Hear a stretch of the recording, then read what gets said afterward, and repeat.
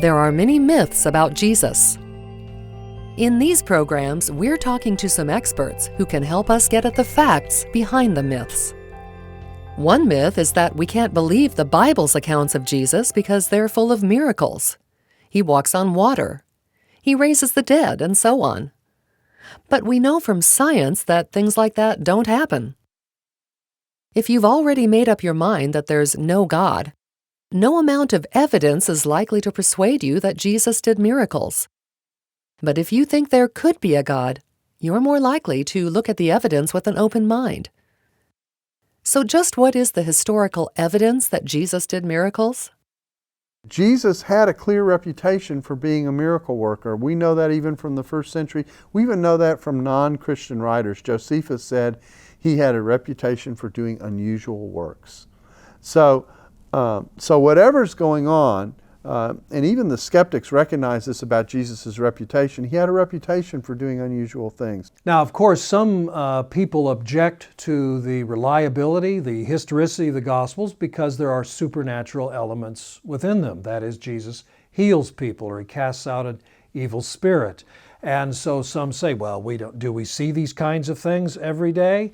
So this must be myth, this must be a fiction or something else like that. Well, I have several things that can be said in response to that. Number one, crowds of people observe these things.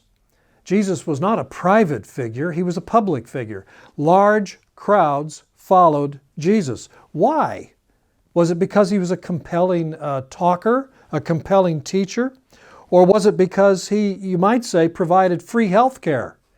We know that things like that don't happen because they don't happen for us in our world, but that doesn't mean that they don't ever happen. Part of what Jesus is doing is exceptional because he himself is exceptional. I like to say one of the difficulties of dealing with Jesus is understanding that he's one in a gazillion, and a gazillion's a big number. And so because of his uniqueness, part of what he called signs or miracles are designed to show the unique things that he does that you can't see or understand otherwise. The example I like to use here is forgiveness of sins. Jesus claims to forgive sins. How in the world can I ever show that someone can forgive sins? I can't do it. There's no way to see forgiveness of sins.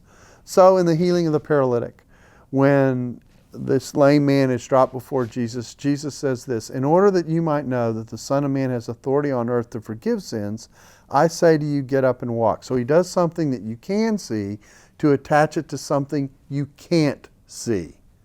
And in that way links the two. The reason we even are talking about this, the reason the Gospels were even written down, the reason that a church even came into existence was because Jesus, in fact, did the things that the Gospel writers say he did. If he had done nothing remarkable, then I don't think his following would have survived his crucifixion.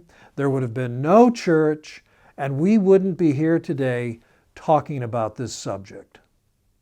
So then the question simply is, do you believe that he did it, or do you think that it's made up? And if it's made up, then how is it that he was able to draw all these people to himself, even to the point of thinking that they were willing to die for him? There would have to be a mass of people who are extremely deluded for that to take place. So I think it's far more likely to explain someone like Paul, who even persecuted Christians for a while and knew what was going on in Jerusalem. The only way to explain someone like that is that there was something to what Jesus did and said, and he thought it was credible. He didn't think Jesus was deceiving anybody.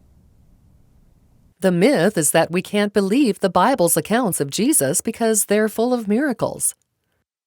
The fact is that there's good historical evidence that Jesus did miracles, even outside the Bible. Right at the heart of the Christian message is the claim that Jesus was the one and only Son of God. If this is true, there's no reason for us to reject the accounts of the miracles. Next time, we'll look at the claim that we don't know what the people who wrote the Bible's accounts actually said. Before the invention of printing, these accounts were copied by hand again and again, and mistakes and deliberate distortions have crept in.